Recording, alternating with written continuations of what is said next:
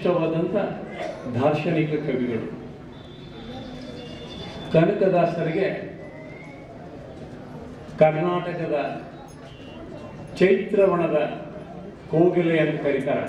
ಕನ್ನಡ ಸಾಹಿತ್ಯದ ದಿಗ್ಗಜರು, ವಿಮರ್ಶಕರು ಇಡೀ ಕವಿಗಳನ್ನು ಅವರವರ ಸ್ಥಾನಮಾನದಲ್ಲಿ ಗುರುತಿಸುವಾಗ ಕನಕದಾಸರನ್ನು ದಾರ್ಶನಿಕ ಕವಿಯಾಗಿ ಮತ್ತು ಕನಕದಾಸರನ್ನು ಕರ್ನಾಟಕ ಚೈತ್ರವನದ ಕೋಗಿಲೆ ಅಂತ ಕರೀತಾರೆ. ಮತ್ತು ಈ ಕನಕದಾಸರ ಬಗ್ಗೆ ಮತ್ತು ಪುರಂದರದಾಸ ಬಗ್ಗೆ ಕರ್ನಾಟಕದ ಹರಿದಾಸ ಸಾಹಿತ್ಯದ ಅಶ್ವಿನಿ ದೇವತೆಗಳು ಅಂತೂ ಸಾಹಿತ್ಯಕಾರರು ಗುರುತಿಸ್ತಾ ಇದ್ದಾರೆ ಸಾಹಿತ್ಯ ಚರಿತ್ರೆಯಲ್ಲಿ. ಮಂಡ್ಯ ಸರ್ಕಾರ ಇತ್ತೀ ತಾಲೂಕಲ್ಲಿ ಕೂಡ ಆಚರಣೆ ಮಾಡುವ ಮೂಲಕ ಕನಕದಾಸರ ಹೋರಾಟ,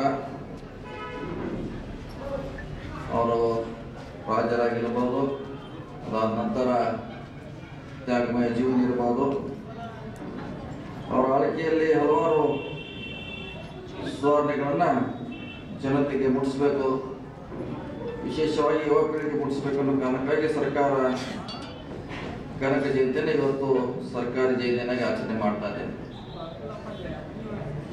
ಸುಮಾರು ಬಹಳಷ್ಟು ಮಹಾನ್ ದಾರ್ಶನಿಕರ ಬುದ್ಧನಿಂದ ಹಿಡಿದು ಕನಕದಾಸರವರೆಗೆ ಇವ್ರ ಹೋರಾಟ ಒಂದೇ ಆಗಿದೆ.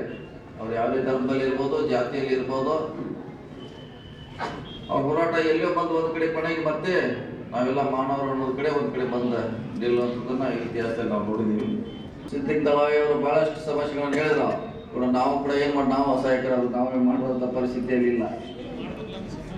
ನಮ್ಮ ಪರಿಸ್ಥಿತಿ ಹೇಗಾಯ್ತು, ನಮ್ಮ ಲಕ್ಕನ್ ಜಾರಕಿಹೊಳಿ ಮ್ಯಾಗ ಡೈಲಾಗ್ ಬಿಡ್ತಾನೆ.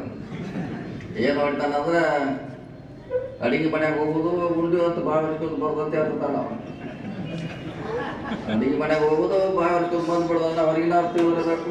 ಡಾಕ್ಟರ್ ಸನ್ನಕ್ಕಿ ಗಿನ್ನಕ್ಕೆ ಭಾಳ ಹೊಟ್ಟೆ ತುಂಬೈತೆ ಅಂತ ಹೇಳೋದು ನಮ್ಮ ಪರಿಸ್ಥಿತಿ ಹಂಗಿದೆ. ಲಕ್ಕನ್ ಜಾರಕಿಹೊಳಿ ಡೈಲಾಗ್ ನನ್ನ ಡೈಲಾಗ್ ಅಲ್ಲಿದೆ. ಅದಕ್ಕೆ ಮಲ್ಲನ್ ಜಾರಕಿಹೊಳಿ ಅಡಿಗೆ ಮನೆಯಾಗವರ ಬಾಯಿ ಹೊರ್ಸ್ಕೊಂಡು ಬರ್ದಾಗತ್ತೆ, ರಮೇಶ್ ಜಾರಕಿಹೊಳಿ ಅಡಿಗೆ ಮನೆಯಾಗವರ ಬಾಯಿ ಹೊರ್ಸ್ಕೊಂಡು ಪರಿಸ್ಥಿತಿಯಲ್ಲಿ ಇದ್ದೀವಿ. ಮಾಡೋದು ನಾವು ನಮ್ಮ ಅವಧಿಯಲ್ಲಿ ಪ್ರಯತ್ನ ಮಾಡಿದ್ವಿ ನಾವು.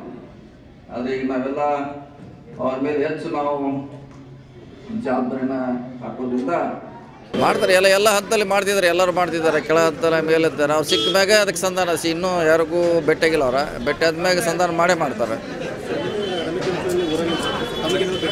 ಇಲ್ಲ, ಇವತ್ತು ಭೇಟಿ ಆಗ್ಲಿಕ್ಕೆ ನೋಡ್ತೀವಿ, ಇದ್ರೆ ಸಿಕ್ಕರೆ ಮಾತಾಡ್ತೀವಿ.